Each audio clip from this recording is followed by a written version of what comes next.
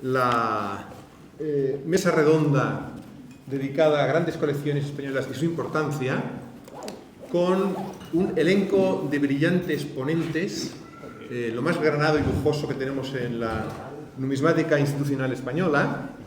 Y ya que soy yo el moderador, y no está previsto que hable, pero como soy el moderador me automodero, y simplemente les presento muy rápidamente y les recuerdo que el Museo Casa de la Moneda es una institución que depende del Ministerio de Hacienda y de la Fábrica Nacional. No es un museo nacional en el sentido de que no somos la colección que abandera España, se supone que es la del arqueológico o la del Gabinete Numismático de Cataluña, etc. Nosotros somos un suceso histórico que hace que una institución, que no tenía por qué, después de 241 años, tiene un museo de 10.000 metros cuadrados, como saben ustedes, con colecciones de todo tipo, no solamente numismáticas.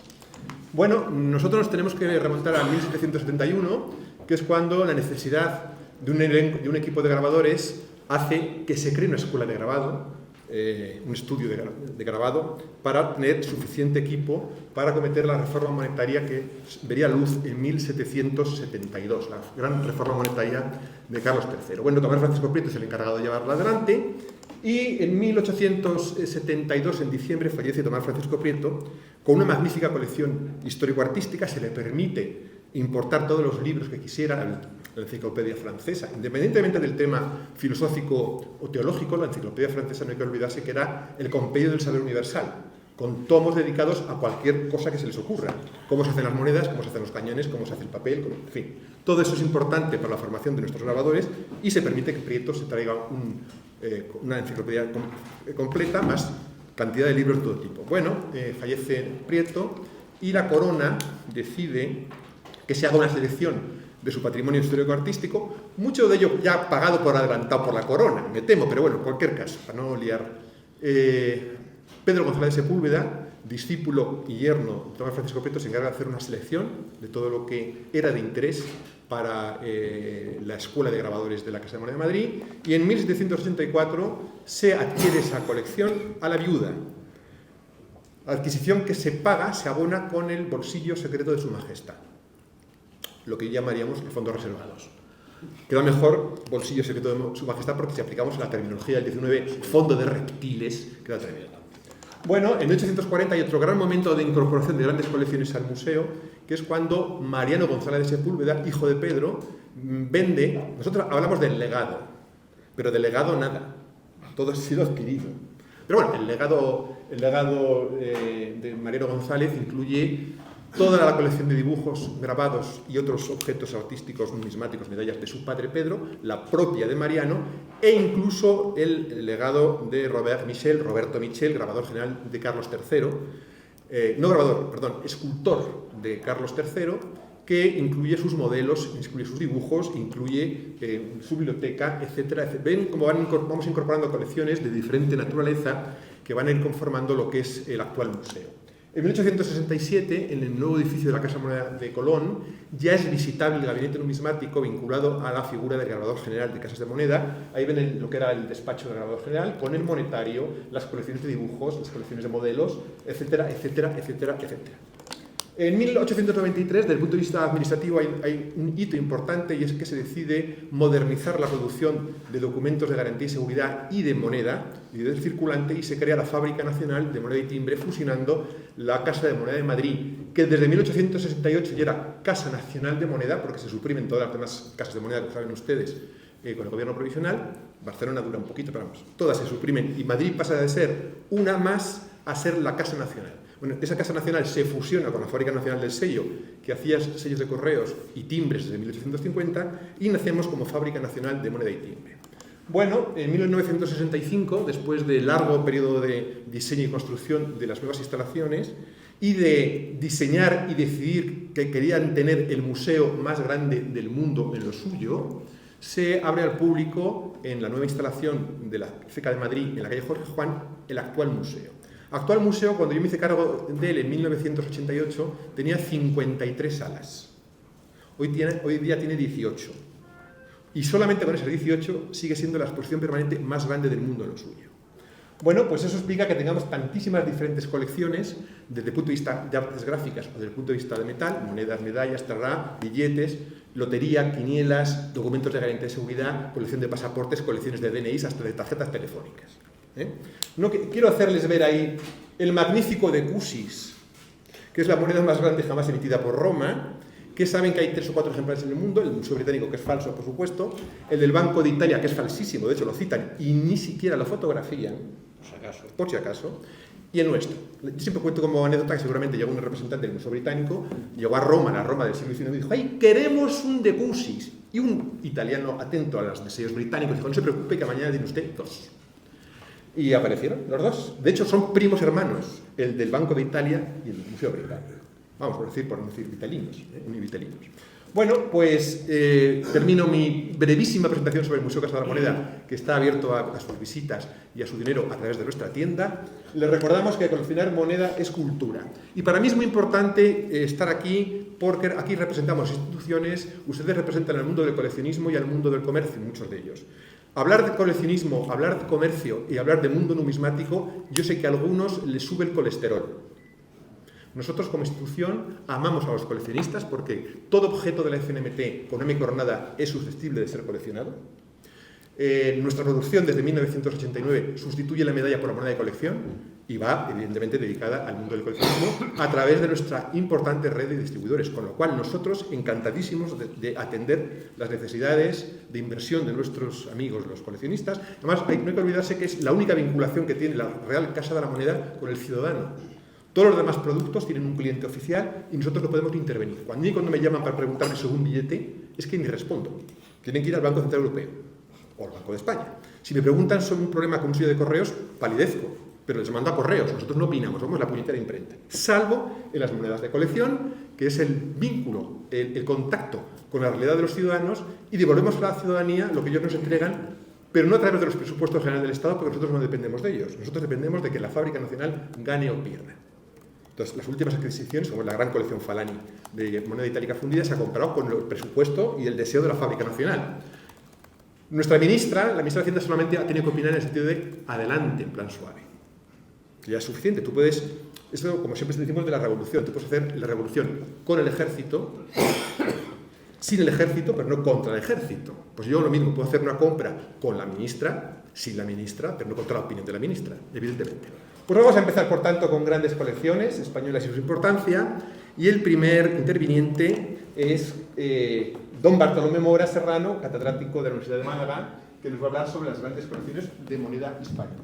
Bartolomé, son 10 minutos, 8 minutos cada uno, ¿eh? ¿8? Es que tenemos que terminar a las 11:45, que ya serán las 11:30. Antes eran 9, ahora 8. Voy a empezar inmediatamente porque serán 7. Si nos van quitando un minuto, siempre van a tocar todas. Un, dos, tres. 50 minutos. 10 minutos. 10. Vale, perfecto, bien. Es una estrategia para Sí, como somos de letras, lo de los números no lo entendemos muy bien.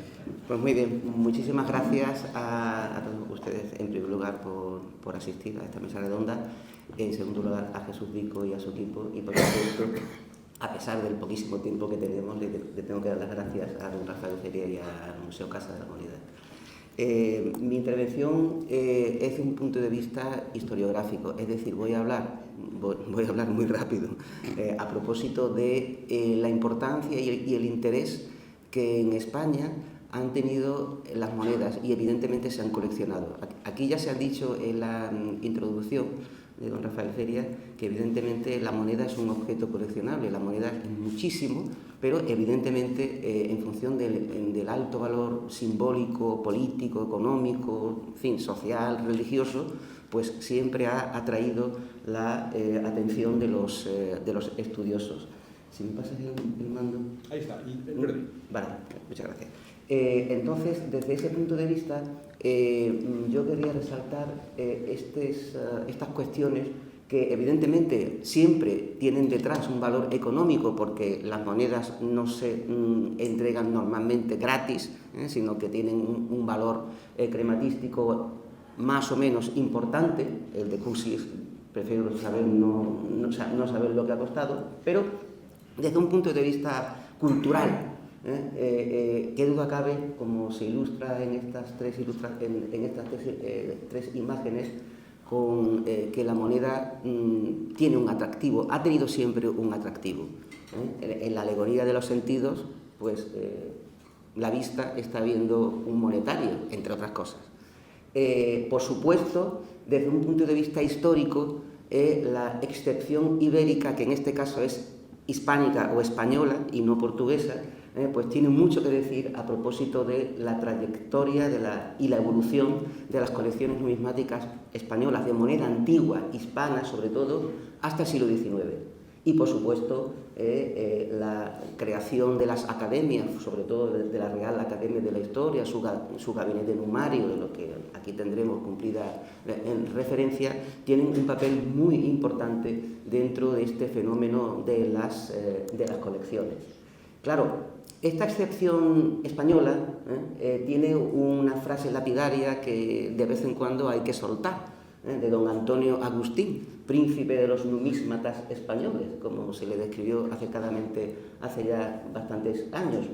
Y es que dijo: yo más fe doy a las medallas y tablas y piedras que a todo lo que escriben los escritores.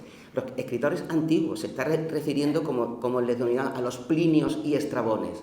Y eso es lo que en buena medida identifica o singulariza el incipiente coleccionismo de moneda antigua en España, que evidentemente tiene una raíz renacentista. Ahí se ven cómo se coleccionan incluso los famosos paduanos o lo que sea, menester, porque eso viste, da prestigio, es interesante para conocer la historia romana, pero en España hay una particularidad. Y esa particularidad es que desde un principio, desde Alfonso X, Carlos V, Felipe II, pues hay una intención por crear una historia de España. Yo lo he puesto en plural porque es un fenómeno que se va repitiendo y que llega hasta nuestros días, pero que culmina en el siglo XIX. Claro, la Crónica General de España de Florián de Ocampo es el punto de partida y es una historia de España. Pero muy poco después, Ambrosio de Morales, ilustre anticuario cordobés, crea un libro que es el complemento, la ilustración de esa historia de España, basada ¿en qué? En los pilares de la arqueología, que viene de la anticuaria, y la anticuaria viene de la epigrafía y de la numismática, es decir, las medallas y las lápidas antiguas, se entiende. Y en esta bibliografía nos encontramos una gran cantidad de información arqueológica, y eso tarda mucho tiempo en suceder, o al menos de una manera similar a la española, en otros países europeos, incluido Italia. Las grandes colecciones, claro, nosotros podemos tener la idea de las grandes colecciones, la colección de colecciones en el siglo XVIII, pues la del infante don Gabriel de Borbón, una colección fantástica, bien estudiada, pero si escarbamos un poquito, investigamos en esa gran colección, hoy pública, y en su día real, estaba compuesta de colecciones privadas, de coleccionistas que, bien por la muerte de su primer poseedor, sus familiares la venden, o que por problemas económicos pues no tenían más remedio que venderlas a otros coleccionistas privados, o bien a colecciones reales o colecciones públicas. Ese es un fenómeno importante, y aquí tenemos ejemplos también de algunos personajes conocidos para quien estudia esto, pero que si realmente repasamos la historia de la moneda española,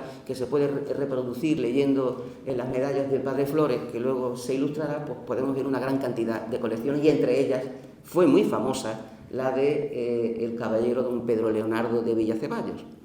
Y aquí, ¿cuál era su interés? Las monedas godas, las monedas hispanas antiguas, las llamadas fenicias, turdetanas, y por supuesto, con esos garabatos que no se ve nada, en ese papel hay anotaciones incluso de su procedencia.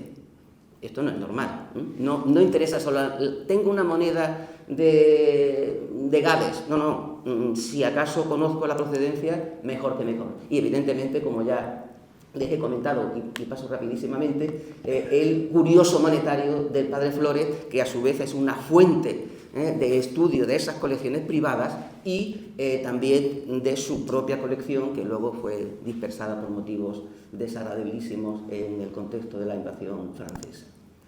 Evidentemente hay un punto de inflexión entre los finales del siglo XVIII y los inicios del siglo XIX. El siglo XIX es otra cosa, es el siglo de la historia, también pasa en España, y como intermedio, pues yo saco aquí a colación la famosa y también dispersa colección de Francisco de Bruna y Ahumada, alcaide del Real Alcázar de Sevilla, y uno de los primeros museos públicos con un importante monetario.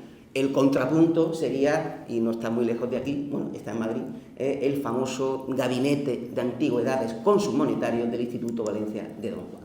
Evidentemente hay una serie de grandes colecciones españolas, se recopilan, por ejemplo, en la introducción de la obra de Antonio Vives y Escudero, y don Antonio cita esta frase, dice: bueno, el coleccionismo de madera, más o menos hasta mediados del siglo XX, bueno, o hasta principios del siglo XX, era una afición puramente andaluza.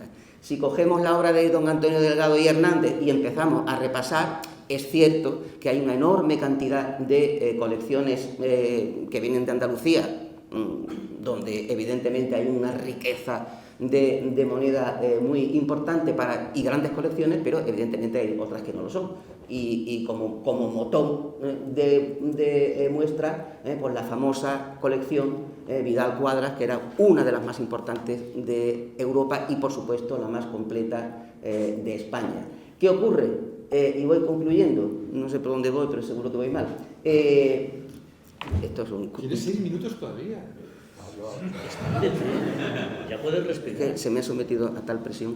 Bien, entonces, otra situación que acontece con algunas colecciones, grandes colecciones de moneda hispana antigua, es que salen fuera de España, se venden, unas se venden a otras, las adquieren otros coleccionistas privados o se integran en el Museo Arqueológico Nacional, por ejemplo, o bien son vendidas fuera de España. París fue un mercado numismático importantísimo en el siglo XIX y prueba de ellas son algunas grandes colecciones con catálogos que se venden en esta ciudad francesa, como fue el caso de la colección Vidal Quadras, para cuya venta se hace una cosa que viene de muy antiguo, un inventario.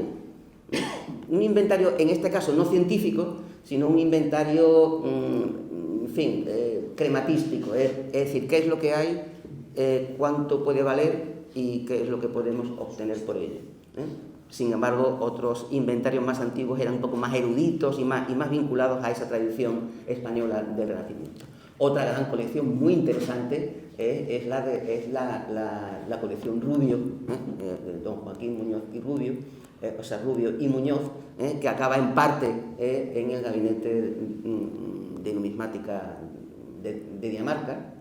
Y como se puede ver ahí, haciendo un poco de cadeneta o de precadeneta para la siguiente mesa redonda, pues he colocado una identificación MIP, moneda ibérica, ya se detallará con esta importantísima web y recopilación, pero la colección Vidal Quadras 18 es la MIP 1728. Y así podemos seguir viendo una serie de referencias que enlazan en parte con el lugar y el contexto y la organización en la que nos encontramos, como es los avatares de una de esas grandes colecciones, como fue la de Rafael Cervera, que ilustra también ese cambio, esa democratización, como ha escrito algún colega nuestro, del coleccionismo. Ya no es solamente tan erudito, sino que hay, pues digamos, personajes de la vida moderna o más actuales que también tienen un interés en coleccionar moneda, pero no tan centrada en la monedación hispana antigua, porque son colecciones mucho más de historia metálica o más generales. Una de ellas, importantísima, es la colección Cervera, que acaba por muchos avatares en la Hispanic Society of America, y que luego, como muchos de ustedes sabrán, pues cuando vinieron problemas económicos, la American Numismatic Society pues la vendió. Y evidentemente, en parte no, hay una importante dispersión, pero en parte que es a lo que yo iba para ir concluyendo ya mis comentarios, se pueden compilar. Es decir, cabe la posibilidad de hacer compilaciones y de hacer una foto fija de lo que fue una gran colección que tiene un valor historiográfico y patrimonial, sin duda, sobre todo en la era digital en la que ya estamos absolutamente inmersos. En mi opinión, sí. Y claro, el tránsito entre esta magnífica publicación de Mary Parker de Bellido y de William Metcalf sobre la colección Cervera, hay ahí una moneda de Acinipo, Ronda la Vieja, Málaga, con una referencia también al MIP. Y claro, a mí se me ha ocurrido la posibilidad, que lanzo aquí sobre todo a algunas personas mucho más vinculadas a esto, la posibilidad de, haciendo uso de la maravillosa, y esto no es que lo digo, es verdad, web y base de datos que la sustenta Dédalo, que es moneda ibérica, la posibilidad, haciendo búsquedas, uno puede recolectar la colección de moneda hispana antigua, por ejemplo, de Vidal Quadras, o de Cervera ya, pero en fin, la de Vidal Quadras. Y quizá con algún que otro retoque, con algún que otro performance en el formato de salida, se podría crear una especie de proyecto, empezando por algunas colecciones, para reconstruir digitalmente lo que fueron colecciones que hoy día, con los avatares de compra y venta y de herencias, etcétera, pues ya no tienen esa visión de conjunto desde un punto de vista físico. Y bien, yo creo que ya creo que he consumido los buenos y breve. Muchas gracias. Perfecto. Yo solo quiero hacer un comentario. Es que claro, desde que se perdió el señorío de donar las colecciones y se empezaron a vender, pues antes era muy cómodo un gran señor, hacía una magnífica colección, la donaba a una institución, llegaban los franceses, la robaban y terminaban en París. Pero es que ahora sí que se vengan porque las venden, porque la gente quiere comprarlas, es una falta de respeto. Tiene la palabra el doctor don Alberto Canto García, profesor emérito de la Universidad Autónoma de Madrid. Adelante. Muy bien, muchísimas gracias. En primer lugar, evidentemente agradecer al público que evidentemente no tiene nada mejor que hacer. Han madrugado para oír escucharte. Exactamente, un sábado por la mañana en Madrid que venía aquí, o que es un ejercicio de masoquismo profundo. Segundo, evidentemente, la organización de este evento Madrid 2025, que bueno, ha vuelto a rizar el rizo y a hacer las cosas estupendamente. Y a don Rafael Freya por sus siempre cariñosas presentaciones. Yo, a tenor de lo que me había sugerido cuando se iba a hablar de esto, quería intentar incidir en la importancia que el coleccionismo privado ha tenido en la formación de grandes colecciones españolas. Es más, resaltar en qué forma el sector privado, ustedes, tienen un impacto en lo que hace Estado, en alguna medida.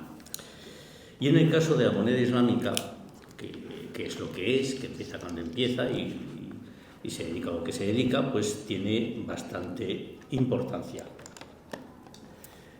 Sabemos que desde la hora de Conde en el 19, y también vamos a hablar de Delgado, pues la moneda islámica, sobre todo en este momento a través de la Academia de Historia, empezó a formar una colección, lo cual pues bien, estaba bien y se ajustaba a cosas que teníamos en el mundo fuera de nuestras fronteras.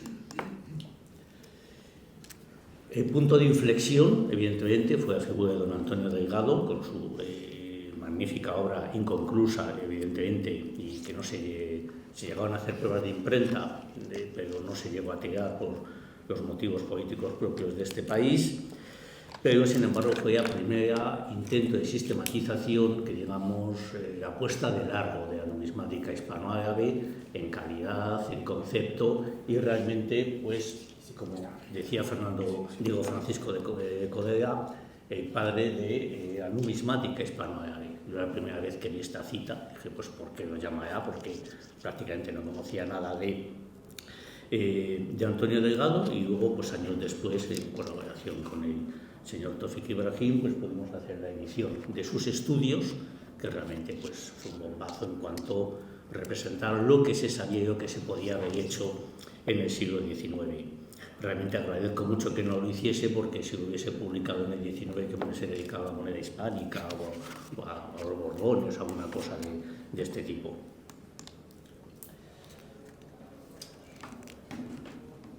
Claro, es verdad que vamos a enlazar enseguida con la fundación, con la formación del Museo Arqueológico Nacional. Es decir, ese paso quitando la colección de Academia de Historia, que luego tendrá un caso aparte. Es verdad que la fundación del Museo Arqueológico Nacional es lo que va a sentar en su monetario la base de lo que debería haber sido o es o sea el mejor monetario del país. Esto hace que, bueno, evidentemente empiece a preocupar o empiece a interesar qué hacer con el Museo Arqueológico Nacional, que debía ser la joya de la corona en este tipo de cosas.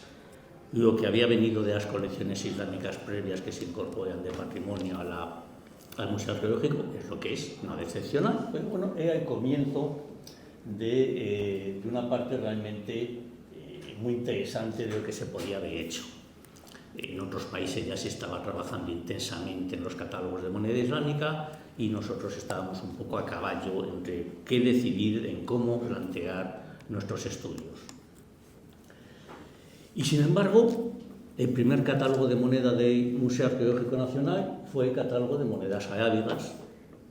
Está muy bien, se hizo en la fecha que tienen ustedes, de 1892, firmado por Radi Delgado, director del museo.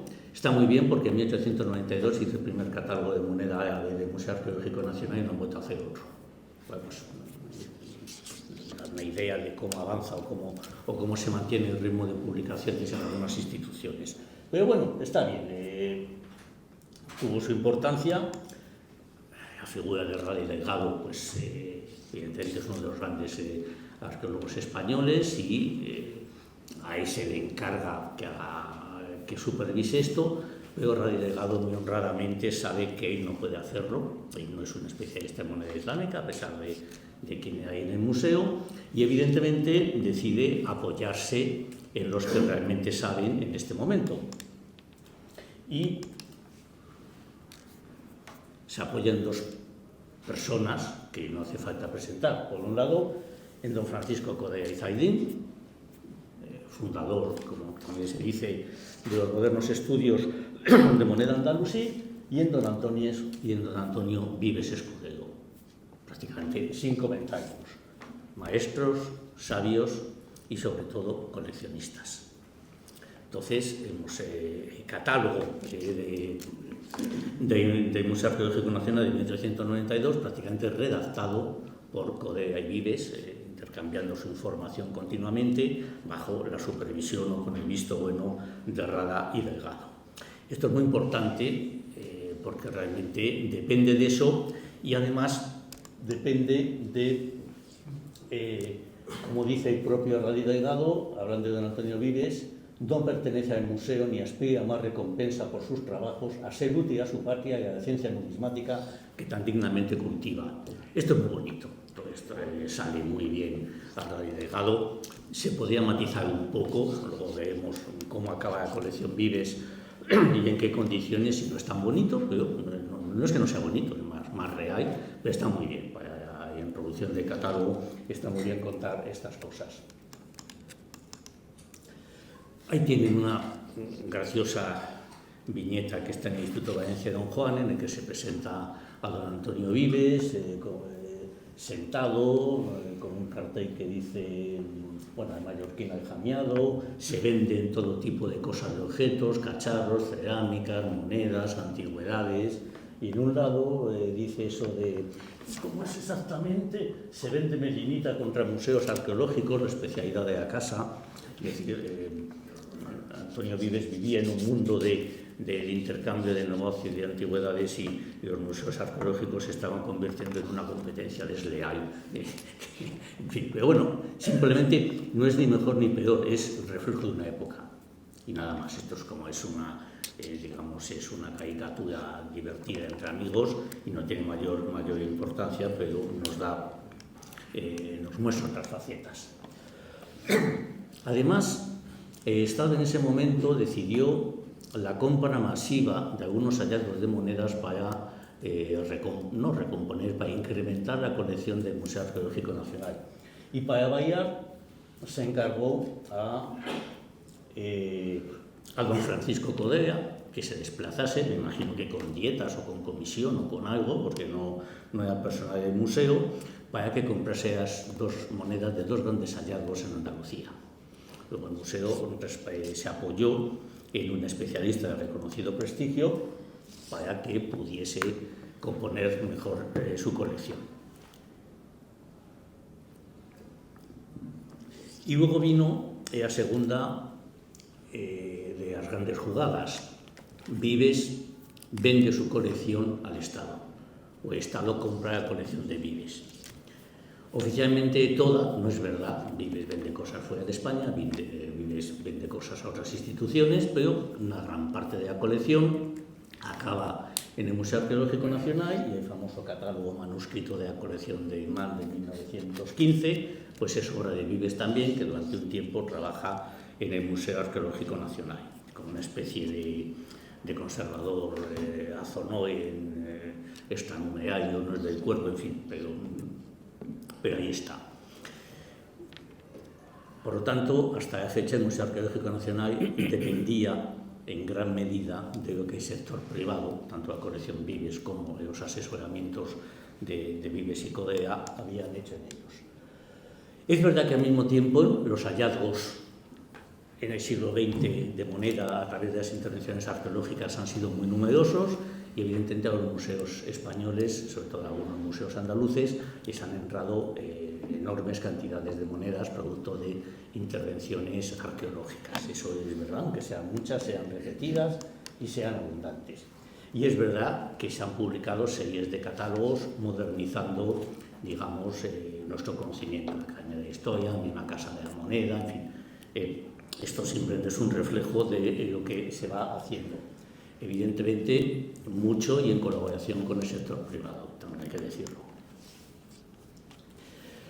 Sin embargo, cuando la Casa de la Moneda, por ejemplo, empezó a revisar parte de sus colecciones para la publicación que han visto antes y algunas posteriores, pues tuvo la oportunidad de adquirir la colección de Rudolf Morgenstern, uno de los grandes coleccionistas, una gran colección de moneda islámica andalusí y oriental, y que permitió recomponer mucho su colección.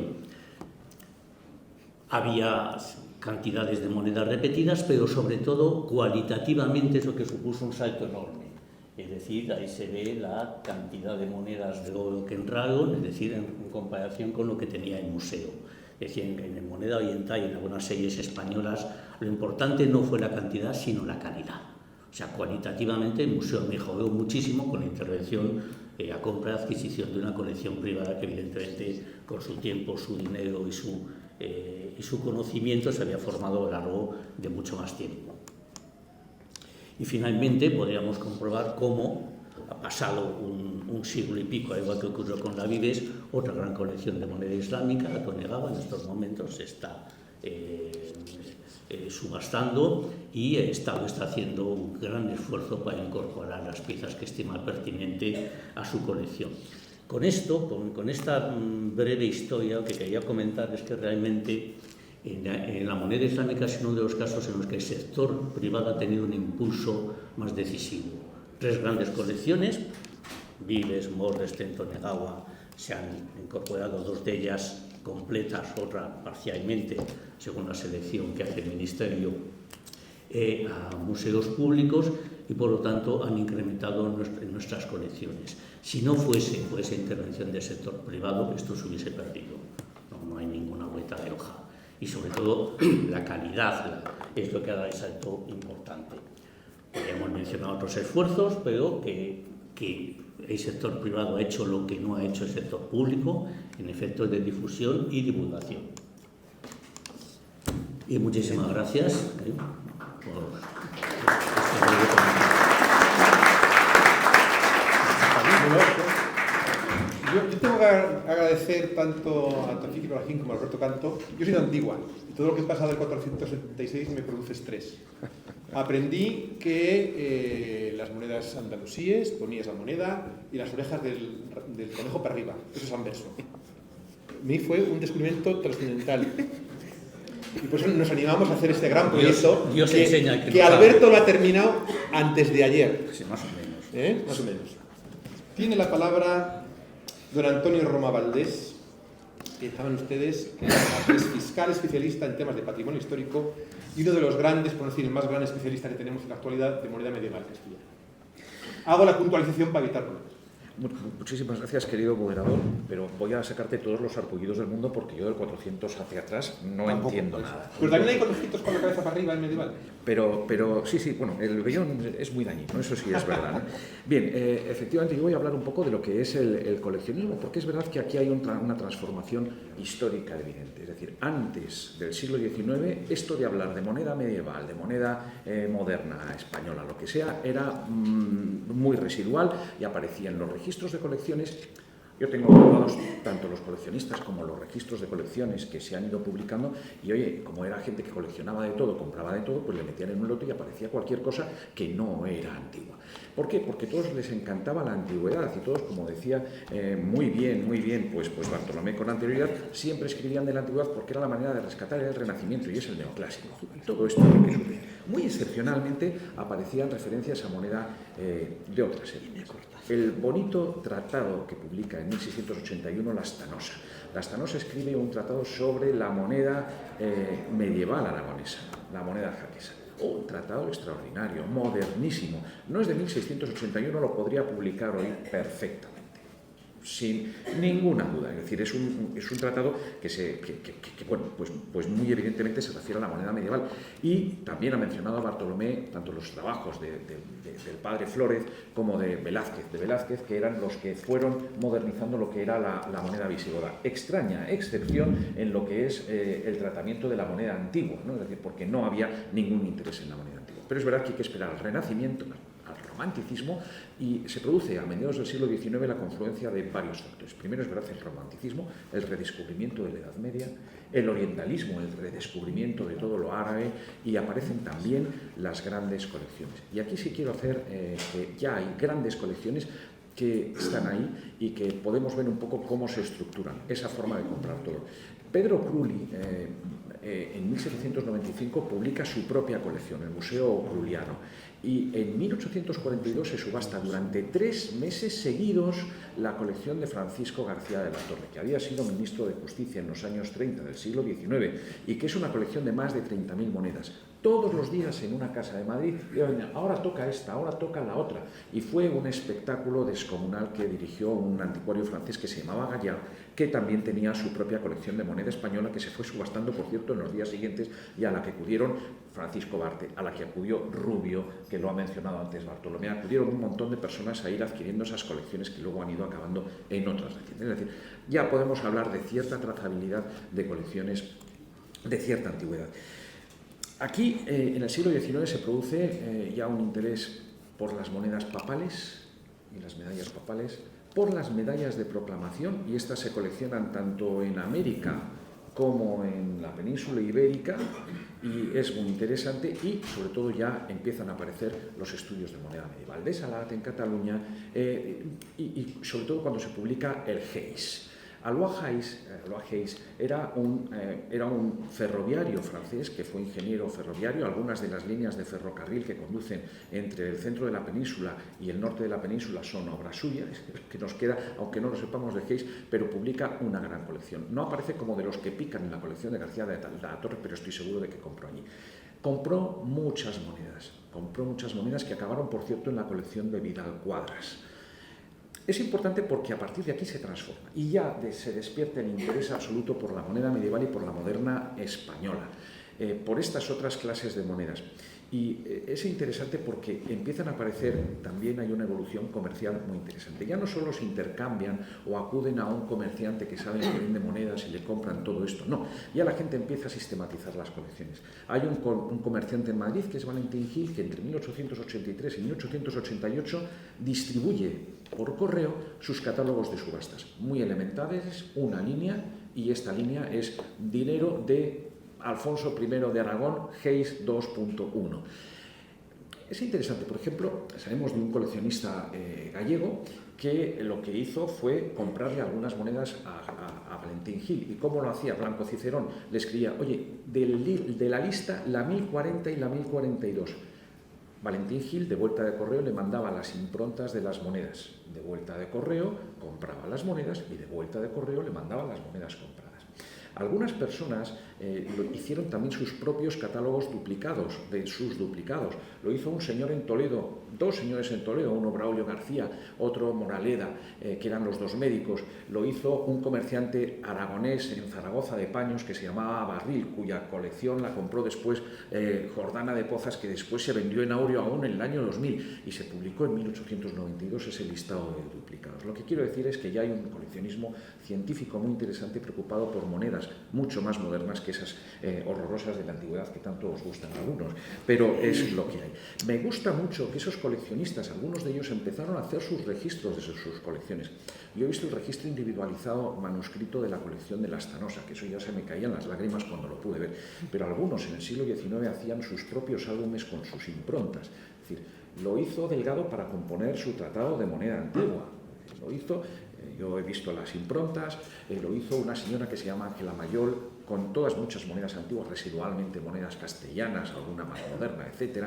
Lo hizo Vila Civil en los años 50, lo hizo Céspedes con sus monedas papales. Hay una colección, por ahí hay una serie de álbumes de improntas muy interesantes que ya demuestran cierto interés en sistematizar las propias colecciones.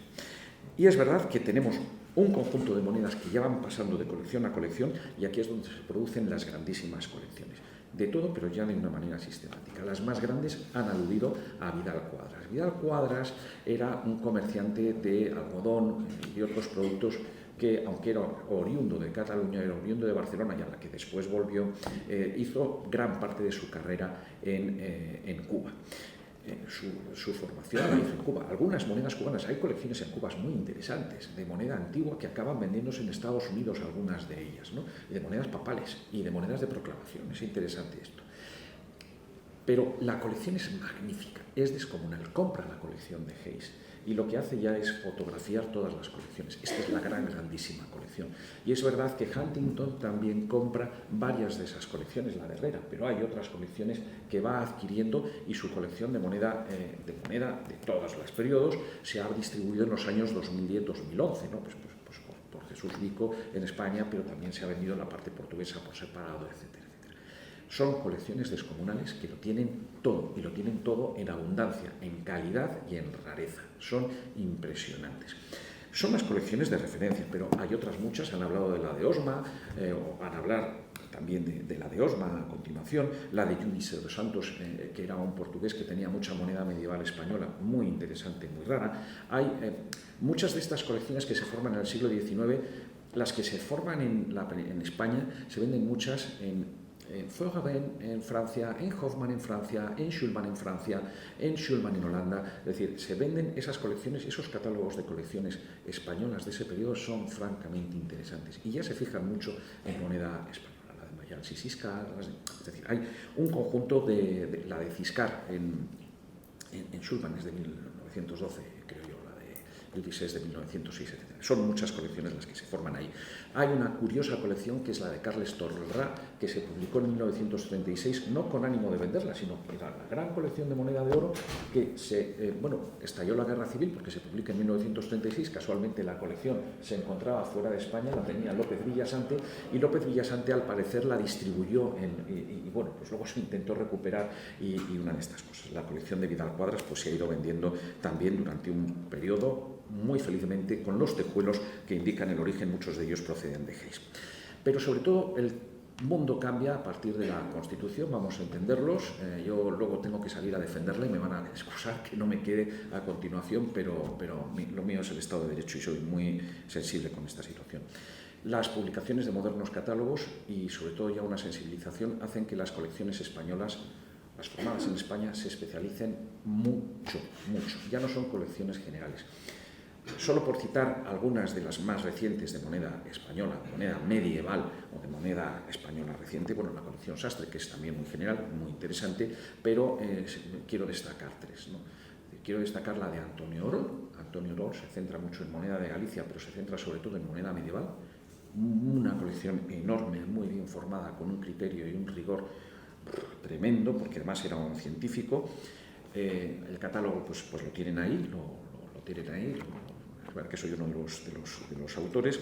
En la colección de León Hernández Canut. León Hernández Canut también publicó mucho, ¿no? Es decir, era una forma muy distinta de publicar, eso sí, pero un excelente coleccionista de una colección magnífica, sobre todo de moneda medieval castellana, había de otras cosas, pero una colección excelente.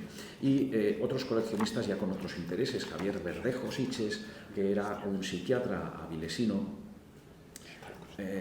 oriundo de Barcelona, pero que era una colección divertidísima, porque era una colección que le interesaban el mundo de reales de A2, le interesaban a lo mejor los resellos políticos sobre moneda de cobre, pero cuando hacía una colección entera cogía y la vendía entera para comprar otras.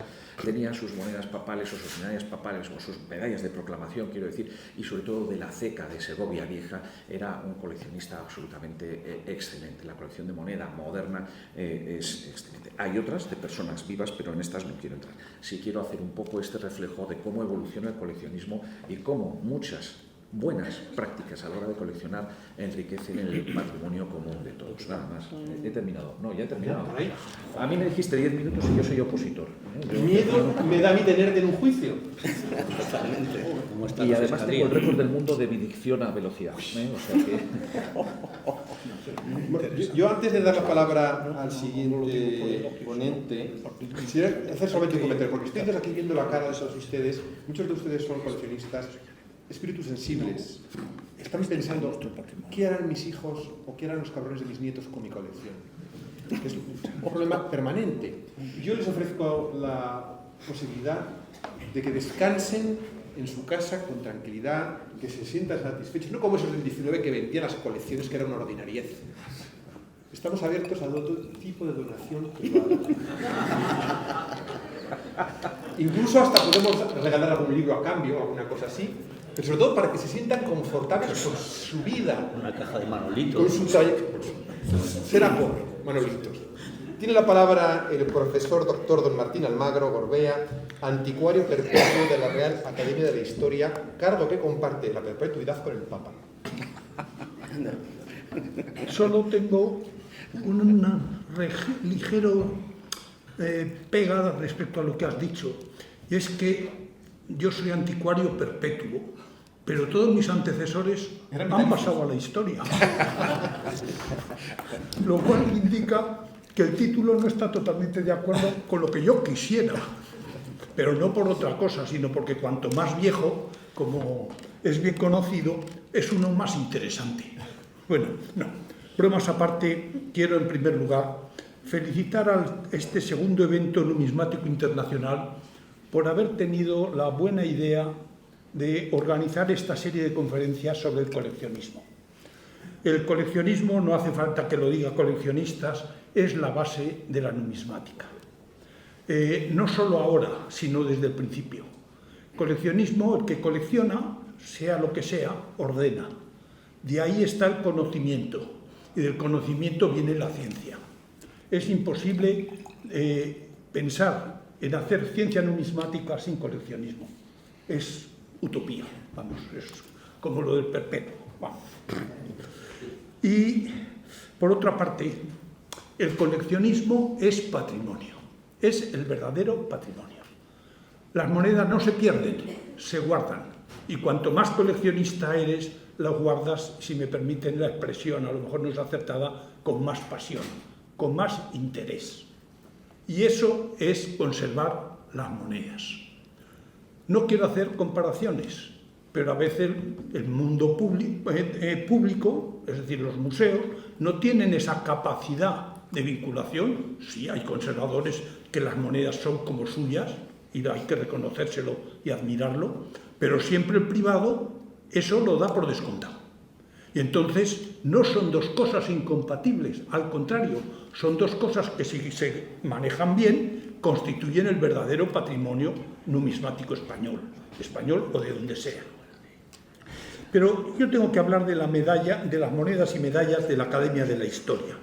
La Academia de la Historia se crea en 1738 por Felipe V y en sus estatutos lo dice que se hace para aclarar la verdad de los sucesos, desterrando las fábulas, hoy día diríamos bulos, introducidas por la ignorancia o por la malicia. ¡Qué moderno! Y entonces, para hacer esa historia que no tenga bulos, se buscan documentos. Y uno de los documentos son las monedas, porque toda moneda es un documento oficial, emitido por el Estado, aunque fuera una pequeña ciudad de Estado, con la capacidad que tenía de hacer ese acto administrativo, que tenía luego trascendencia económica, etcétera, pero sobre todo jurídicamente era un acto administrativo. Por eso las monedas tienen un enorme interés histórico, y se comprendió así desde el principio por la Academia de la Historia. En los últimos 250 años la Academia ha ido recuperando monedas, y a eso me voy a referir a continuación.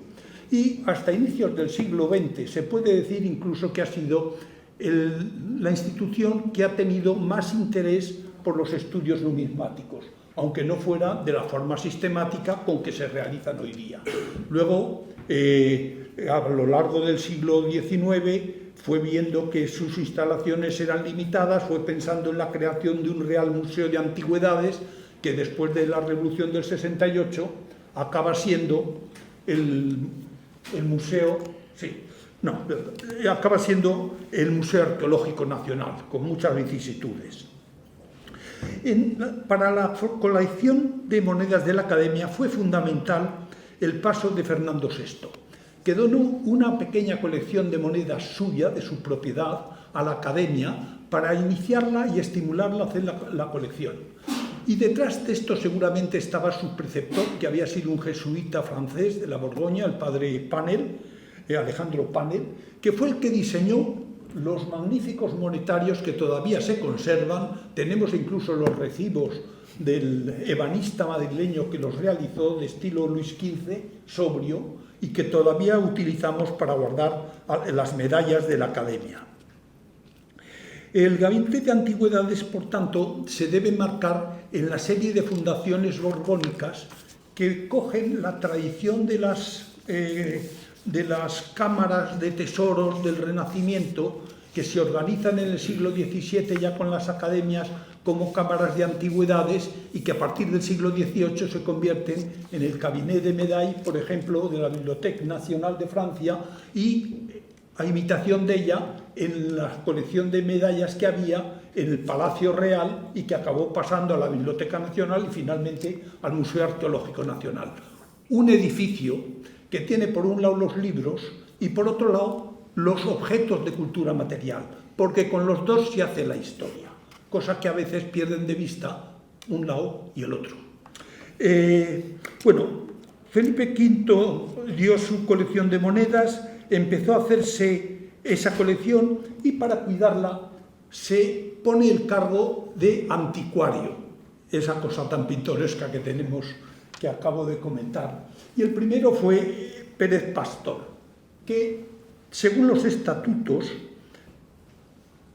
tenía que, al anticuario le correspondía custodiar el gabinete de medallas de antigüedades, formar sus series y catálogos e informar sobre los monumentos, quiere decir, sobre las antigüedades que se remitan a la Academia, la cual no podrá resolver de estos asuntos sin oír su dictamen, aunque las decisiones se tomaban colectivamente porque es una academia y se hacían constar en el acta.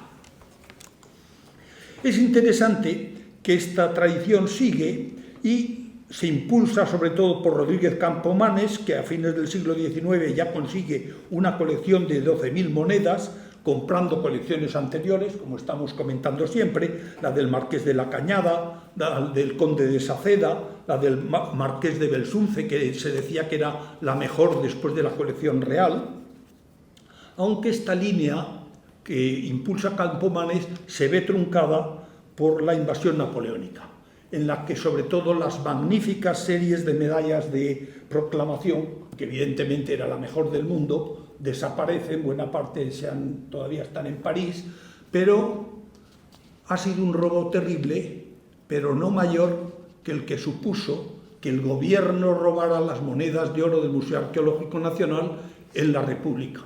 el gobierno oficial, cosa que no tiene paralelos en ningún lugar ni circunstancia del mundo. Y eso también es historia de las colecciones. Por tanto, público y privado, todos tenemos que atender al mismo patrimonio. En el siglo XIX, ya lo he comentado, que se crea el Museo de Antigüedades, y sobre todo quiero resaltar, ya se ha señalado, la importancia de numismáticos como Antonio Delgado. Quiero poner el disco de Teodosio, no es una moneda, ni siquiera un medallón, pero evidentemente está inspirado en un medallón y está hecho en la ceca de Constantinopla. Por tanto, siempre es un estímulo para los que estamos acostumbrados a tener la belleza de las monedas en nuestra imaginación. También puedo citar a Adolfo Herrera y Chesanova, a Antonio Vives, se les ha comentado también, a Gómez Moreno, que fue otro anticuario del gabinete. Es decir, han sido figuras que han estado dando vida a esa institución, lo mismo que se adquirían colecciones particulares, como quiero citar la del Marqués de Saltillo o la de Francisco de la Iglesia, por la magnífica colección de monedas y medallas de Carlos V, entre ellas esta que se atribuye a Durero, que pongo aquí para adornar un poco, no sé cómo decir, esta conferencia o esta charla. A fines del siglo XX, la colección del gabinete había reunido unas 45.000 piezas, de las cuales unas 42.000 son monedas, unas 2.500, 3.000 medallas, con algunas piezas interesantes, por lo menos a las que yo tengo afecto personal, porque cada uno tiene su cariño dentro de la colección de la Academia, que es mi colección en estos momentos. Por ejemplo, el Giesecker, que no es casualidad, está copiando una obra de Lisipo. Es uno de los estudios que hice yo de divertimento sobre estos campos de la numismática.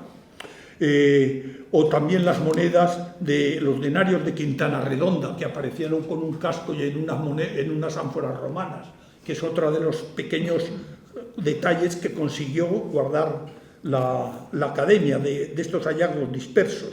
Pero además tiene 20.000 monedas romanas, 67 monedas visigodas, 3.800 árabes y andalusíes, todas las cuales se han ido publicando. Y se han ido publicando, y lo tengo que decir porque es lo que más me emociona, gracias a la colaboración particular. Es decir, son los más eminentes investigadores los que han querido contribuir no al Gabinete de Antigüedades, sino a través del Gabinete de Antigüedades a nuestra cultura y a nuestro patrimonio. Y por eso quiero terminar diciendo que junto a las monedas españolas están también las monedas, las series internacionales, la moneda griega, de mi querida amiga Ana Vico, etc. Bueno, son relaciones que además son afectivas, porque el que sea un buen trabajo científico no quiere decir que no haya además detrás una buena relación personal. Pero ya quiero terminar con 2 o 3 ideas. Uno, la colección de la Academia es una colección privada, no es del Estado, como no es del Estado el disco de Teodosio. ¿Eso qué quiere decir? Que una colección tiene su autonomía y que una colección es patrimonio, sea pública o sea privada. Que es patrimonio cultural no quiere decir que es propiedad, que hay un terrible deseo de confusión en este campo, en la sociedad española, que además es muy perjudicial. Por tanto, el coleccionismo privado, lo mismo que el coleccionismo público, existe desde el Renacimiento y es el que ha permitido desarrollar la ciencia numismática y cuidar las grandes colecciones de monedas, como lo que acabamos de comentar. No convirtamos en molinos de viento y en luchas quijotescas lo que simplemente debe ser una fructífera colaboración entre todos. Y también hay que señalar que muchas veces es ese coleccionismo privado el que ha publicado, bueno, esto se me ha pasado, es una de las medallas, la Academia también ha recogido medallas, que es la hermana pobre de la numismática en el coleccionismo. Sin embargo, es la más bella desde el punto de vista estético y muchas veces histórico. Por tanto, animo a los coleccionistas y felicito a los coleccionistas de medallas porque forma parte esencial también de la numismática. Paso a eso y termino ya enseñando lo que han comentado antes. Las grandes colecciones acaban publicándose. Y yo te animo a que publiques todo lo que sabes de las colecciones, porque forma parte de ese coleccionismo. La medalla no es solo la medalla en el momento que se acuñó, también es la historia que tiene esa medalla a lo largo del tiempo y que ahora se está valorando, como tú has hecho. Y eso es lo importante, porque entre todos así valoramos y conocemos bien ese magnífico patrimonio que es la moneda y la medalla. Y quiero hacer una alusión también. Yo claro que no estoy de acuerdo con que vayan gentes a robar los yacimientos con detectores. Y estoy mucho más en desacuerdo todavía con que se hayan robado y se sigan robando de forma sistemática eso que llamamos los galeones, que son los grandes pecios. A veces con permisos oficiales, porque también hay que decirlo. Y no es que sea una persona que vengo aquí a denunciar, pero las cosas a veces no se atreven a decir por qué me van a decir. Hay que decirlas públicamente, sobre todo desde el punto de vista científico. Y entonces no hay que confundir el cuidado y el respeto y la protección de esos yacimientos con intentar decir que hoy no se puede comerciar con ninguna moneda ni tal, porque puede tener un origen ilegítimo, que en su caso si se demuestra, evidentemente, pero si no, forma parte del patrimonio cultural y desde el Renacimiento, afortunadamente, hasta nuestros días, y cada vez con un sentido, diríamos, más social y más democrático, es decir, más extendido, la numismática forma parte de la cultura del hombre moderno. ¡Viva la numismática! Muchas gracias.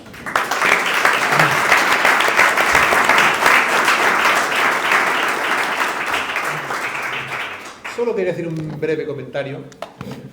Para los que no estáis muy versados en medalla, la Casa de Borbón se basa su proyección social, en muchos casos, en lo que llamaban la historia metálica. Artistas al servicio de la Casa de Borbón, sobre todo en el siglo XVII en Francia, y de hecho Luis XIV ganó más batallas en las medallas que en la realidad. Tiene la palabra... por cierto, quien quiera incorporarse al mundo de la medallística tiene unas medallas estupendas en la tienda del Museo Casa de la Moneda. Toma la palabra el doctor don Manuel González del Museo de Prehistoria de Valencia. Buenas tardes. Lo primero, evidentemente, es felicitar a los organizadores del evento porque estas situaciones son singulares, hay que valorarlas en su justa medida y son realmente importantes para que toda la comunidad numismática nos aproximemos y tengamos contacto con lo que nos sucede habitualmente durante el discurrir de lo que es el año, ¿no? A ver. La perspectiva que yo intento aportar es cuál es el activismo coleccionista desde un museo, a día de hoy, un museo de mediana envergadura como es el Museo de Prehistoria de Valencia. El Museo de Prehistoria de Valencia es el edificio que vemos en la diapositiva, es un edificio que comparte Museo de Prehistoria, Museo de Etnología, servicios administrativos y cosas según decisiones políticas de conveniencia, con lo cual aquello estamos bien, pero podríamos estar mejor. Pero bueno, no nos quejamos. ¿Qué sucede con el museo? Para empezar tenemos un mal nombre, porque somos Museo de Prehistoria de Valencia. Y si visitáis la ciudad, ninguno de vosotros va a buscar allí una colección numismática. Ese defecto histórico, porque cuando se fundó se decidió en el año 27 que era demasiado ambicioso hacer un museo arqueológico y se quedó en prehistórico, va a ser subsanado en 2 años porque vamos a cambiar el nombre a Museo de Arqueología y Prehistoria. Es una cosa que siempre se ha pensado, pero no ha habido el atrevimiento para tomar la decisión. Y aprovechando que el centenario es en 2027, pues vamos a dar ese paso. Hay que recordar que a veces se olvida que esto es un museo de arqueología y de prehistoria, pero que en el año 27 las primeras colecciones vinieron de compras de piezas de Ampurias, de Ibiza, colección Ponsey, Cazurro, yacimientos del bronce, más de Menente. Es decir, que la propia fundación del museo empezó en paralelo con importantes excavaciones en Giria, en la Bastilla de las Alcuses, en yacimientos importantes, pero a la vez en paralelo se adquirieron colecciones. ¿Pero qué sucede? Aquí tenemos que hablar de la colección numismática. La colección numismática, yo empecé a trabajar en el museo en el año 99-2000. El museo no tiene una colección histórica, no tenía una colección histórica. Llegas a una colección como conservador de numismática, pero no hay una colección, que en principio es una decepción. Dices, usted tiene una colección como las vuestras, pero caja fuerte con 2 monetarios, algún tesoro, alguna moneda de excavación, pero no hay colección. Entonces, afortunadamente, desde la dirección del museo se decidió que era viable comenzar una política regular para formar una colección numismática. Llevamos 25 años trabajando en formar una colección. Evidentemente, en este proceso ha sido fundamental también la contribución de Pere Pau Ripollès, que como creador de la Escuela Valenciana de Numismática pudo también ayudar a que la dirección del museo tomase una iniciativa para empezar a, digamos, a modelar este tipo de contenido como parte de sus colecciones. Se empezó la relación del museo con la numismática, empieza a final de los 90 con una exposición de tesoros en la que pudimos mostrar algunos tesoros que teníamos y con una exposición de historia numismática general por periodos en la que desafortunadamente no teníamos monedas nuestras que mostrar, no teníamos colección. Fue todo prestado desde Madrid, Barcelona, coleccionistas privados. Pudimos poner alguna pieza evidentemente, pero la colección fue toda a base de préstamos. ¿Qué material tenemos en el museo? Pues el fondo más importante desde la perspectiva del museo es todo aquel material que procede de excavaciones, como el ejemplo que tengo, que os muestro, que es un sestercio procedente de Castellón, en calidad museo, que es un término que todos conocéis. Calidad museo, pues típica moneda de excavación. Pero no es importante tampoco tener la moneda, es decir, esto es un sestercio que tiene una procedencia y que sabemos lo que es. No despreciemos este tipo de material. Tenemos hallazgos de más nivel, tenemos tesoros, ya tenemos casi una treintena de tesoros de diferentes épocas y adquiridos por diferentes vías.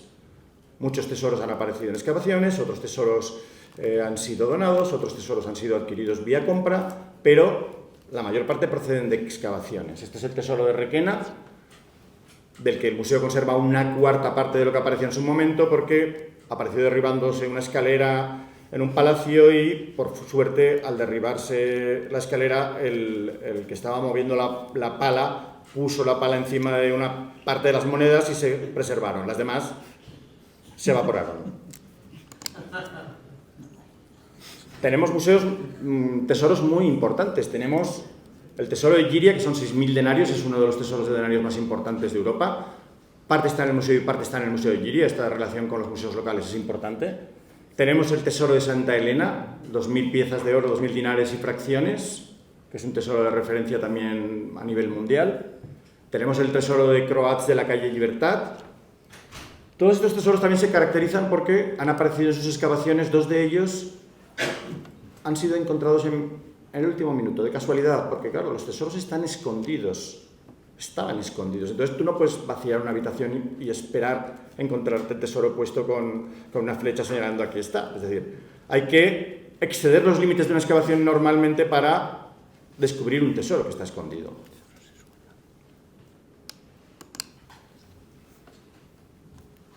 Con lo cual, en una excavación es recomendable terminar de vaciar la habitación romana y pasar el detector para ver si bajo el mosaico algún listo dejó escondido el tesoro.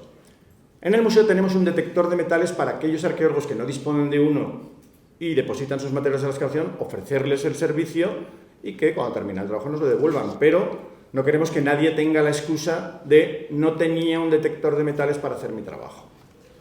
¿Vale? Evidentemente la gente que excava con permiso de excavación y que hace excavaciones regulares, pero es una herramienta que el museo proporciona a aquellos que la solicitan.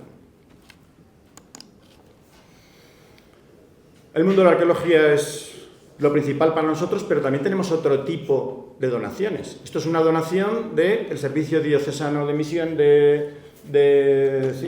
El Domun. El Domun, sí. Están allí en Valencia en una calle, pues es ir, llamar al timbre y decir, soy del museo, hacemos una colección. Bueno, no lo he dicho antes, pero en realidad tenemos 3 prioridades en la colección. Por supuesto, el tema arqueológico lo dejo de lado, pero prioridad 1, material valenciano. Prioridad 2, moneda antigua, porque somos un museo arqueológico. Y prioridad 3, que se ha convertido casi al final en prioridad 1, historia del dinero. Es decir, darle un poco de singularidad a la colección vía no tener todos los cromos de todas las épocas, de todos los tipos, que ya es inasumible y aparte es complicado, sino enriquecer estas monedas de diferentes periodos con material asociado, tipo las huchas del domo.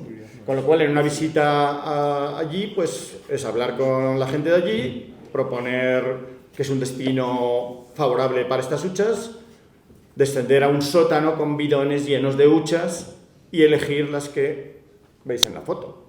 Evidentemente, esto tiene un valor económico, no es un valor elevado, pero es algo representativo de la historia contemporánea, de la gestión del dinero, de muchas cosas. Y entonces está... La Iglesia las dio vacías. Completamente, completamente. Es verdad que primero fuimos a por las de cerámica, pero luego las del plástico al final, que son menos valiosas y menos representativos, son las que también muchos de nosotros hemos utilizado y todo tiene su interés. Esto es una donación relacionada con una institución. Con bancos, ir a cualquier sucursal bancaria y decir ¿que no tendréis muestrarios de vuestras tarjetas para nuestra colección? Pues hemos hecho hit en 3 ocasiones, pero hemos intentado por lo menos una docena de ocasiones. Las tiré ayer, no, mira, te pido, te llamo, pero tenemos una cierta cantidad de muestrarios de tarjetas de crédito, débito, porque acudimos a las oficinas y decir, ¿hay algo para nosotros? Pues se ha conseguido en ocasiones. Estos son empresas, no tienen por qué tener ningún miramiento con el museo. Por supuesto, también particulares. Estos son una colección de cartillas completa de un pueblo de Teruel, que está toda la serie desde el 44 hasta el 52, 53, de una familia, pero está todas las series con infantil. Es decir, ¿valor económico? Pues no se trata de eso. Es decir, esto es historia del dinero y es importante en relación con el uso de vales para la adquisición de servicios. Y ya. Bueno, podría aprovechar que estaba pensando antes. Hace años iniciamos conversaciones con Rafael porque él tenía, hace años, como alto representante del Museo Casa de la Moneda, un pisapapeles de un cuño de la fábrica roto, que en la fábrica esto no tiene mucho valor. Sin embargo, un cuño de la fábrica roto en el Museo de Prehistoria, yo creo que es una pieza que le da un valor añadido a la colección, con lo cual creo que sería interesante retomar las conversaciones para que la fábrica se deshiciera de cospeles, puños rotos y recibiera el museo una donación En forma de intrusión en metacrilato. Feliz Navidad. como queráis. Yo lo dejo caer.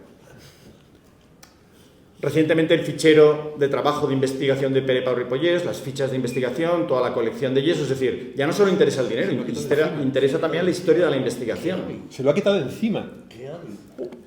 Ha sido habilísimo. Le da acceso al museo, claro. Ha recuperado 3 habitaciones del piso. Bueno, esto es un fondo documental importante y ya no solo es colección. En realidad, el fichero es un objeto, como lo es una moneda, es un objeto de colección del museo. Tengo el honor de enseñar la primera factura de la primera compra contemporánea del museo de 1994 a Jesús Vico, una dracma de Arce y una pieza bilingüe de Seitavi que, antes de que yo llegara, pues es la primera adquisición, digamos, en lo que es el contexto actual. Auténtica trazabilidad. Sí, sí. 142.000 pesetas. Pero también nos hemos movido para comprar en otros contextos. Este es el billete famoso billete Ming, que se lo compré a un comerciante en Londres cuando empezaba el internet y casualmente pude entrar. Pero claro, los proveedores a los que puede acceder el museo son muy limitados, porque administrativamente la gestión es... Ahora ya no es posible, es decir, allá uno se desencanta. Se ha establecido, como en los antiguos conventos, el torno para que en vez de dejar bebés, dejen piezas. Claro, ahí factura electrónica, o sea, no se puede pedir a un proveedor, date de alta y cobrarás en 3 meses, tienes que hacer 1000 papeles, no puedes.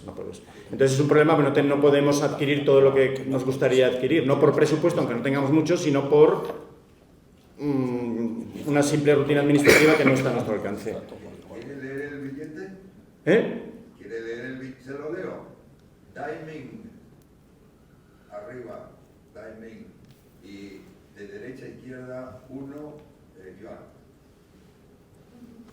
Esta es una pieza importante que, de todas formas, claro, antes podíamos importar porque en las primeras compras también compré mucho material etnológico desde Estados Unidos, pero claro, llega un paquete, una importación de Estados Unidos, hay que pagar impuestos, ¿y cómo se gestiona desde la administración el pago de impuestos para la propia administración?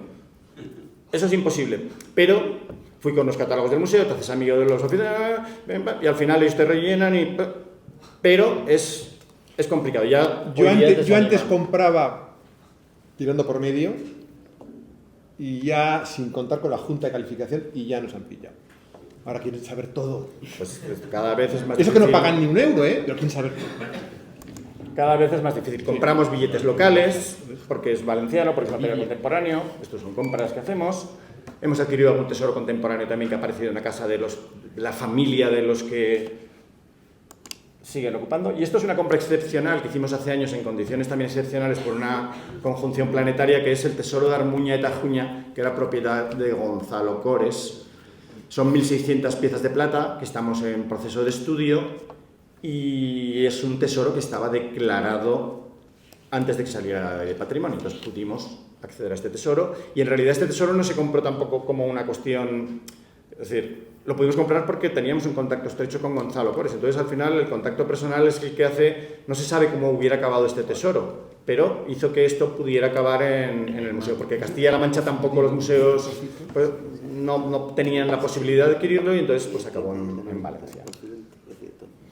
Pero lo más importante de todo es formar una colección, pero dejarse la vida para que esa colección sea pública de verdad e incluirla en la página web del museo o en proyectos como el de Moneda Ibérica para que las piezas estén consultables desde casa para todo el mundo. Es decir, hacer la colección es importante, pero la lucha diaria en realidad es intentar poner a disposición del público lo que es la colección de la institución. En 2001 expusimos el Tesoro de Santa Elena, en 2014 hicimos una exposición de moneda ibérica ya con nuestra colección, con nuestras monedas, no hace falta pedir a nadie monedas. Y ahora en 2024 hemos hecho una exposición de una colección que es particular porque queremos, es moneda valenciana, 1100 monedas valencianas, que queremos que la administración las compre. Pues es una colección espectacular de moneda valenciana, la colección Vidal Valle, pero no hay manera. Llevamos 20 años con este tema, no hay manera de que la administración, por una oreja le sale y por la otra, por una le entra y por la otra sale. No hay manera, pero estamos ahí haciendo y la exposición se ha hecho para eso. Evidentemente, con todo lo que hemos visto, tenemos una sala permanente de historia del dinero en la que todas las piezas se presentan temáticamente. Magnífica sala. Y esta es la colección, y esto, termino con esto, esto es la colección Vidal Valle, la exposición temporal, hemos hecho un juego, es una exposición pequeñita, modesta, una línea de tiempo, unas pocas vitrinas, pero fijaos que en las vitrinas les hemos puesto una cartelita debajo, hemos hecho una presentación temática y hacemos preguntas, porque cuando uno va a un museo y ve monedas, pues no es un material espectacular, es pequeño, entonces la forma de intentar interactuar con el público es ofrecer una cartela con una pregunta y decir, ¿sabes cuál es falsa? ¿Sabes cuál no es de un rey? ¿Sabes? ¿Les hacéis tipo test, un examen? No, tienes una cartela y dices, una de estas es una imitación. Entonces tienen 8 monedas y tienen que mirar para ver qué es una imitación. Con lo cual hay una moneda ibérica con una medieval, con una ficha, con una medalla. Está todo mezclado. Hay alguna cronológica, pero es un planteamiento un poco interactivo para que delante de la vitrina tú intentes entender el material, ¿vale? Entonces hacemos ahí, claro, esto es una colección, pero intentamos darle un empujón para que el público se motive. Y esto, que es lo que termino, es para enlazar con la mesa que vendrá luego. Hacemos un esfuerzo en este sentido y luego viene alguien a la exposición, hace en redes sociales una visita, suele ser un perfil coleccionista y entonces no sale nada de lo que estáis viendo ahí, sino salen, en lo que es el vídeo de la visita, solo salen monedas. Solo se ven monedas. Y dice, pues no veo el otro lado, ¿verdad? No se valora ese tipo de montaje. Ni para bien ni para mal, ¿eh? No estoy... Fíjense, la información subliminal que nos ofrece se queja de que tiene poco personal con el reloj que tiene que clasificar una pieza cada minuto y medio. Eso no está ahí de casualidad, ¿eh? Es una denuncia pública. Nada, termino con los comentarios en redes sociales para enlazar con Almudena. Entonces, que se lean. Felipe V al lado de las de Tiberio. Criterio como caiga, las habrán lanzado al aire. O sea, ponerlos. No leo. Madre mía. Como siempre, la colocación y exposición de las mismas denota que no se tiene aprecio a la numismática en un museo o es responsable un inútil. Está bien, si no pasa nada, pero esto es echar ahí para que podáis luego... Hay muchos públicos, hay muchas sensibilidades y es complicado. Una crítica sana. Sí. No, lo importante es mover ahí a... que se motiven para... Hoy que lo ven, que lo pueden ver, que antes no había posibilidad. Bueno, muchísimas gracias. Bueno, yo hasta aplaudir.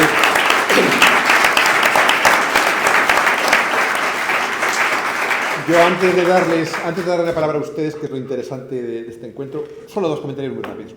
Porque es que me han preguntado cuando entro, y siempre me preguntan esa cosa, y yo como Real Casa de la Moneda, como brazo ejecutor del poder emisor, le aclaro. Insisto, siempre lo digo, pero repito. Una chapa de cerveza con una ley de emisión es una moneda de curso legal. Una pieza con leyenda, con retrato real, escudo, maravillosa, diseñada en la Real Casa de la Moneda y acuñada en el Departamento de Moneda sin ley de emisión, es una chapa de Coca-Cola. En plan cantitativo, un producto monetiforme, pero no es una moneda de curso legal, aunque tenga todos los elementos que le suponen. Repito, que antes se decía, el hecho legal es lo que da carácter monetario a lo que sea, no el hecho de que tenga, desde el punto de vista formal, leyendas, retratos, etcétera, etcétera. Segunda cosa, antes decía Manuel que para facilitar ciertos temas tienen un detector de metales que facilita la labor. Nosotros, para facilitar la labor de nuestro trabajo, como no tenemos excavaciones, trabajamos siempre bajo la invocación y protección de San Eloy, patrono de la numismática. Y funciona. Sí, muy devotos. Aquí hay un micrófono para aquellos que quieran... Allí también. Ah, también. Isabel. Pues nada, ¿alguna duda a los diferentes magníficos? Sí, allí. Allí. Una preguntita muy simple. Para los que primero investigaron las monedas arábigas, para comenzar a decir nada de ellas, hay que saber leer árabe. ¿Sabían algo o no? ¿A quién se refiere? ¿A los que empezaron en el 18, en el 19, en el 20?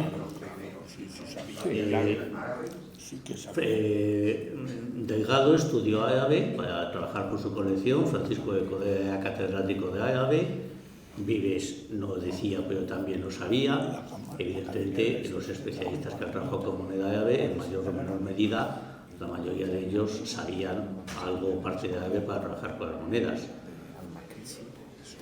Pero igual que entonces ahora, porque sigue siendo árabe.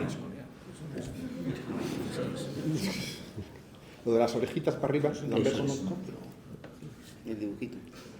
No me acuerdo cómo se llamaba. Otra pregunta por aquí, por allí.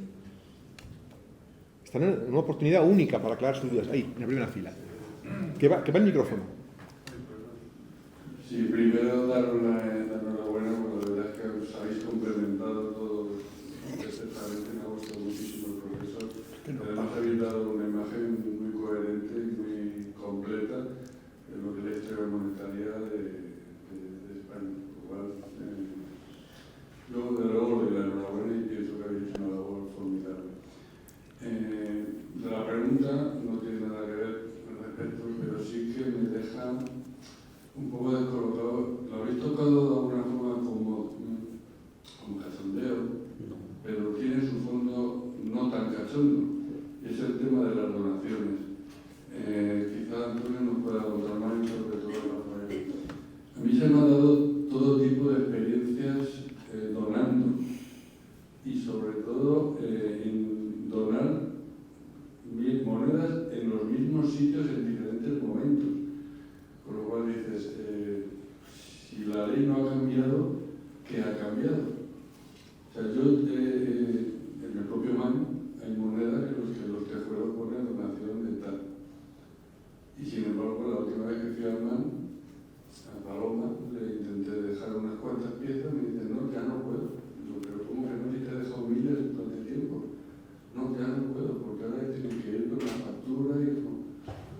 Ese tipo de cosas me dejan un poco perplejo, y más siendo en este caso donaciones. O sea, si hay posibilidad de clarificar, me gustaría que se clarificase. El fiscal, que sabe más. Yo solo como un comentario rápido.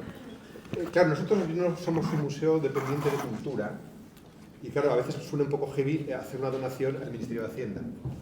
Pero ni siquiera la Hacienda. Que no sea forzosa. Forzosa, pero es que ni siquiera Hacienda, porque la Fábrica Nacional de Maquinaria es una entidad pública empresarial con sus diferencias. Repito, nosotros no vivimos del presupuesto del Estado, sino del presupuesto de la fábrica, y si gana, gana bien, y si pierde, no pierde, pero podría perder.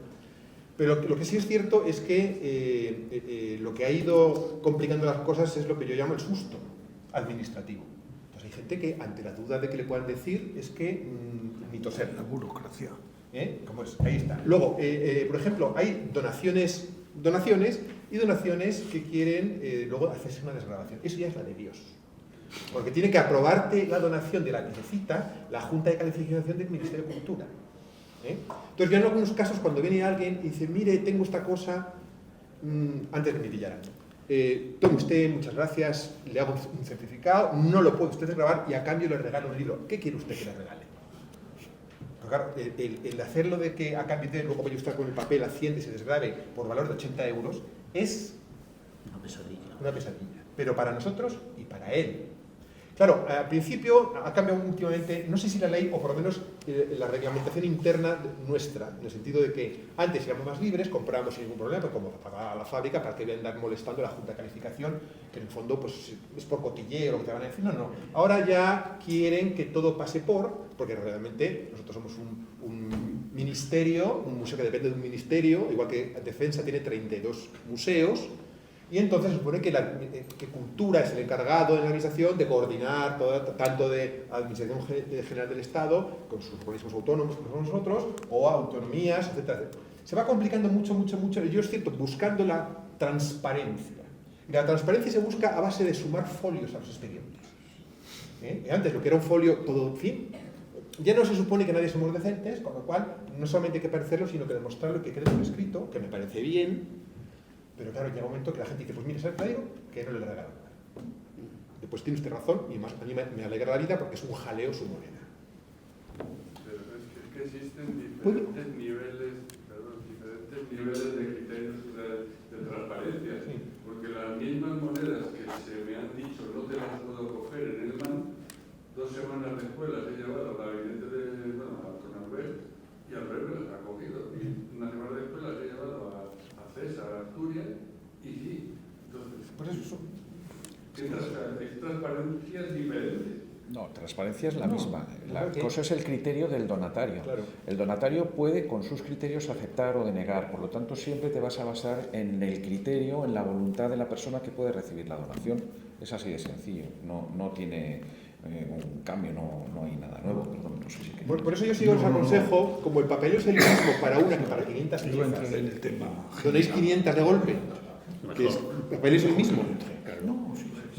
No, yo lo que quiero reflexionar es que vamos hacia una burocratización creciente, con un número de funcionarios que ya excede por encima al de cualquier país de Europa, y a mayor número de burocratización y de funcionarios, que individualmente pueden ser gente muy válida, yo he sido funcionario, estoy jubilado, pero a mayor ineficacia, y no solo ineficacia económica, sino también mayor corrupción, porque el corrupto encuentra la forma de todas esas dificultades saltárselas, y crea las dificultades al que no es corrupto y tiene que pasar por esas horcascadinas.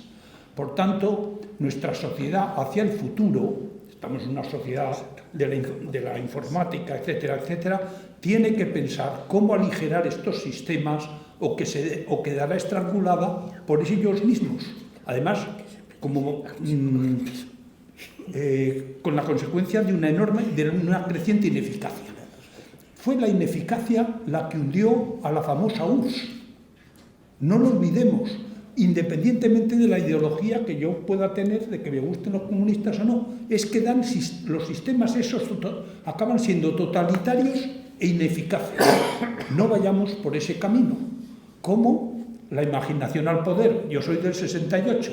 Es decir, hay nuevas vías, pero hay que pensarlas. Y el camino no es hacer papeles y papeles que hacen imposible que un señor dé una moneda a un museo o a una colección. No era más que esta reflexión. No solo un comentario, ya os dejo en paz. Yo he tenido algún caso que ha venido alguna persona a hacernos una donación, un libro, por ejemplo, interesante y tal y cual. Digo, mira, yo te lo agradezco, pero es que me lía menos si te lo compro. No, es que quisiera. Digo, mira, yo te lo agradezco, ya has hecho un esfuerzo de haber conservado esta obra en tu familia por décadas y el esfuerzo de acordarnos de nosotros, y yo te lo agradezco, pero ahora te lo compro porque si me lo donas me arruinas en la administración durante meses. Yo, el procedimiento de compra es este, y ahora con la ley de contratos es la de Dios, pero bueno, este, y punto, le das el libro, le das la factura y tan amigos. Pero lo otro es... Qué pesadilla. Sí, muy bien. Sí. ¿Alguna pregunta más por allí? Yo siempre termino diciendo, coleccionar monedas es cultura. Coleccionar monedas proporciona un ocio de calidad. Coleccionar monedas es incluso hasta una inversión, como sabéis, que en el tiempo a lo mejor no es que ganéis dinero, pero recuperáis lo invertido que en otras circunstancias lo hubierais gastado en un copazo, que ni más hubierais machacado el hígado. Con lo cual, en ese aspecto, es salutífera la colección de monedas. Hombre, y entre ganar dinero coleccionando monedas y ganar dinero, perdón, voy a decir dos cosas muy absurdas, vendiendo calcetines o vendiendo altramuces, yo creo que disfrutas mucho más. Pero sobre todo, volvamos a la esencia del coleccionismo elegante. Viva Hay los que regalar, no coleccionistas, vender. viva la numismática.